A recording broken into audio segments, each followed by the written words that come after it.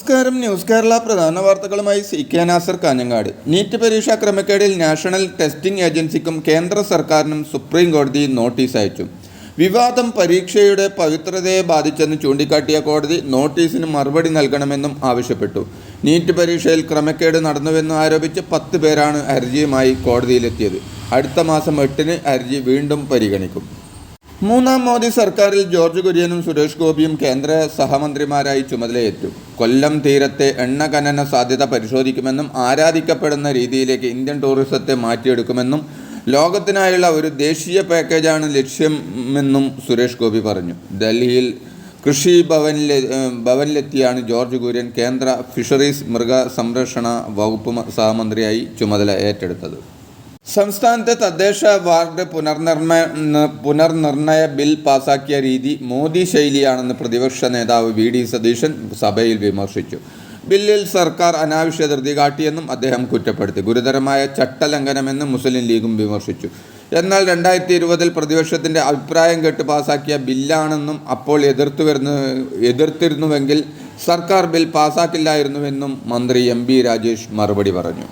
മലബാർ ജില്ലകളിൽ +1 സീറ്റിൻ്റെ ലഭ്യതക്കുറവ് മൂലം SSLC പാസ്സായ 10,000-കണക്കിന് കുട്ടികളുടെ ഉപരിപഠനം പ്രതിസന്ധി നേരിടുന്ന സാഹചര്യം നിയമസഭ നിർത്തിവെച്ച് ചർച്ച ചെയ്യണമെന്ന പ്രതിപക്ഷത്തിൻ്റെ അടിയന്തര പ്രമേയത്തിന് അനുമതി നൽകിയില്ല. സർക്കാരിൻ്റെ നടപടിയിൽ പ്രതിഷേധിച്ച് പ്രതിപക്ഷം നിയമസഭയിൽ നിന്നും ഇറങ്ങിപ്പോയി. 8 വർഷം കൊണ്ട് 1000 ബാർ അനുവദിച്ച സർക്കാർ ഒരു പുതിയ +1 സീറ്റ് പോലും അനുവദിച്ചില്ലെന്ന് പ്രതിപക്ഷം ആരോപിച്ചു. സംസ്ഥാനത്ത് +1 പ്രവേശനത്തിന് പ്രതിസന്ധിയില്ലെന്ന് മന്ത്രി വി ശിവൻകുട്ടി അടിയന്തര പ്രമേയ നോട്ടീസിന് മറുപടി നൽകി. എന്നാൽ അൺഎയ്ഡഡ് സ്കൂളുകളും VHSC പോളിടെക്നിക് സീറ്റുകളുമടക്കം ചേർത്താണ് സീറ്റ് ഉണ്ടെന്ന വാദം മന്ത്രി ഉയർത്തുന്നതെന്ന് അടിയന്തര പ്രമേയ നോട്ടീസ് കൊണ്ടുവന്ന N ഷംസുദ്ദീൻ MLA ആരോപിച്ചു. ലോക കേരള സഭ ഉദ്ഘാടനത്തിനുള്ള ക്ഷണം നിരസിച്ചതിൽ വിശദീകരണവുമായി ഗവർണർ ആരിഫ് മുഹമ്മദ് ഖാൻ. കഴിഞ്ഞ 3 തവണ പരിപാടിക്ക് വിളിച്ചിട്ടില്ലെന്നും എന്നോട് ചെയ്തത് എല്ലാം എൻ്റെ മനസ്സിലുണ്ടെന്നും ആരിഫ് മുഹമ്മദ് ഖാൻ വ്യക്തമാക്കി. അക്രമത്തിൻ്റെയും ബോംബിൻ്റെയും സംസ്കാരത്തെ തിരസ്കരിച്ച കണ്ണൂരിലെ ജനങ്ങളെ താൻ പ്രത്യേകം അഭിനന്ദിക്കുന്നുവെന്നും തെരഞ്ഞെടുപ്പ് ഫലത്തിൻ്റെ പശ്ചാത്തലത്തിൽ അദ്ദേഹം പറഞ്ഞു. തെരഞ്ഞെടുപ്പ് തോൽവിയുടെ പേര് രാജി ചോദിച്ചു വരേണ്ടെന്ന് മുഖ്യമന്ത്രി പിണറായി വിജയൻ പറഞ്ഞു. നിങ്ങൾ ജയിച്ചതിലൊന്നും വേവലാതിയില്ലെന്നും വേവലാതിയുള്ളത് BJP എങ്ങനെ ഒരു മണ്ഡലത്തിൽ ജയിച്ചു എന്നുള്ളതിലാണെന്നും പിണറായി വിജയൻ പറഞ്ഞു. മഹാവിജയം നേടിയ UDFന് എങ്ങനെ വോട്ട് കുറഞ്ഞു എന്നും പരിശോധിക്കണമെന്നും വിജയത്തിൽ വല്ലാതെ അഹങ്കരിക്കരുതെന്നും പിണറായി വിജയൻ പ്രതിപക്ഷത്തോട് പറഞ്ഞു. പലയിടത്തും നിങ്ങൾക്ക് ഒപ്പം നിന്ന ശക്തികൾ തൃശ്ശൂരിൽ നിങ്ങൾക്കൊപ്പം നിന്നില്ലെന്നും ക്രൈസ്തവ സഭാ നേതൃത്വങ്ങളെ പരാമർശിച്ചുകൊണ്ട് മുഖ്യമന്ത്രി പറഞ്ഞു. CPIയുടെ ആലപ്പുഴ, തിരുവനന്തപുരം ജില്ലാ കമ്മിറ്റികളിൽ നിന്ന് LDFൻ്റെ വൻ തോൽവിക്ക് സംസ്ഥാന സർക്കാരിനെതിരെ ഉയർന്ന വിമർശനങ്ങൾക്ക് പിന്നാലെ എറണാകുളത്തെ CPM ജില്ലാ കമ്മിറ്റി യോഗത്തിലും സംസ്ഥാന സർക്കാരിനെതിരെ വിമർശനം. സർക്കാരിനെതിരെയുള്ള വികാരമാണ് വോട്ടിങ്ങിൽ പ്രതിഫലിച്ചതെന്നും ക്ഷേമ പെൻഷൻ മുടങ്ങിയ വിഷയങ്ങൾ ഉൾപ്പെടെ കനത്ത തോൽവിക്ക് കാരണമായെന്നും ഇന്നലെ ചേർന്ന ജില്ലാ കമ്മിറ്റി യോഗത്തിൽ വിമർശനം ഉയർന്നു. കേരളത്തിൽ ആഞ്ഞുവീശിയത് പിണറായി വിരുദ്ധ തരംഗമെന്ന് NK പ്രേമചന്ദ്രൻ MP പറഞ്ഞു. പിണറായിക്ക് കൂടിയുള്ള താക്കീതാണ് തെരഞ്ഞെടുപ്പ് ഫലം. ധാർമ്മികത ഉണ്ടെങ്കിൽ മുഖ്യമന്ത്രി സ്ഥാനത്ത് നിന്ന് പിണറായിയെ CPM മാറ്റണം. മുഖ്യമന്ത്രി സ്ഥാനത്ത് നിന്ന് പിണറായി വിജയൻ തുടർന്നാൽ സംഭവിക്കാൻ പോകുന്നത് CPMൻ്റെ അന്ത്യമാകുമെന്നും പ്രേമചന്ദ്രൻ പറഞ്ഞു. തദ്ദേശ വാർഡ് പുനർനിർണയ ബിൽ പാസാക്കിയത് പ്രതിപക്ഷവുമായി ആലോചിക്കാതെയാണെന്നും കേരള നിയമസഭയിൽ മോദി ശൈലി അനുവദിക്കില്ലെന്നും പ്രതിപക്ഷ നേതാവ് VD സതീശൻ വ്യക്തമാക്കി. അസാധ്യം എന്ന് കരുതിയതിനെ സാധ്യമാക്കിയതിൻ്റെ പേരാണ് രാഹുൽ ഗാന്ധി എന്ന് കോൺഗ്രസ് MLA PC വിഷ്ണുനാഥ്.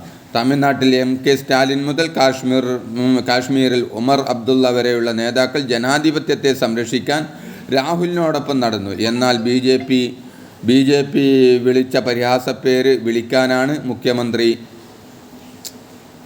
മുഖ്യമന്ത്രി പിണറായി വിജയൻ തയ്യാറായതെന്നും വിഷ്ണുനാഥ് പറഞ്ഞു.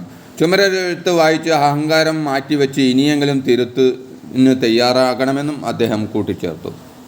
മാഞ്ഞുമ്മൽ ബോയ്സ് സിനിമയുടെ നിർമ്മാതാക്കൾക്കെതിരെ ED അന്വേഷണം ആരംഭിച്ചു. സിനിമയുടെ ഒരു നിർമ്മാതാവ് ഷോൺ ആൻ്റണിയെ ED ചോദ്യം ചെയ്തു. നടനും നിർമ്മാതാവുമായ സൗബിൻ ഷാഹിറിന് ചോദ്യം ചെയ്യാനായി നോട്ടീസ് നൽകി. സിനിമയ്ക്ക് 7 കോടി രൂപ മുടക്കിയ വ്യക്തിക്ക് 250 കോടി രൂപ ലാഭമുണ്ടാക്കിയിട്ട് മുടക്കുമുതൽ പോലും നൽകിയില്ലെന്നായിരുന്നു പരാതി.